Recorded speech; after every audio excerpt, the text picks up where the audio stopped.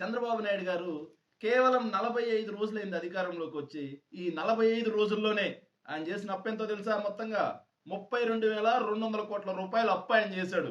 వాడు ఎలా చేశాడంటే కేవలం ఆర్బీఐ బాండ్ల ద్వారా జూన్ 21న 2,000 కోట్లు, జూన్ 28న 5,000 కోట్లు, జూలై 12న 2,000 కోట్లు, జూలై 26న 3,000 కోట్లు, ఇలా కేవలం ఆర్బీఐ బాండ్ల ద్వారా 12,000 కోట్లు, గవర్నమెంట్ గ్యారంటీ ద్వారా ఏదైతే కార్పొరేషన్లకి గవర్నమెంట్ గ్యారంటీ ఇచ్చి 5,200 కోట్లు, క్యాపిటల్ కోసం తీసుకుంటున్నటువంటి 15,000 కోట్లు, ఇలా కేవలం 45 రోజుల్లో 32,200 కోట్ల రూపాయలు అప్పు చేసినా సరే ఏ ఎల్లో మీడియాలో రాయరు, ఏ ఎల్లో మీడియాలో కథనాలు చూపించరు, ఏ ఎల్లో మీడియాలో డిబేట్లు పెట్టరు, మేధావి ముసుగేసుకుని ఏ ఒక్కరూ వచ్చి ప్రశ్నించరు. కారణం తమకు నచ్చిన చంద్రబాబు నాయుడు గారు అధికారంలో ఉంటే దోచుకో పంచుకో తినుకో ఎన్ని అప్పులు చేసినా ఎవరు మాట్లాడరు.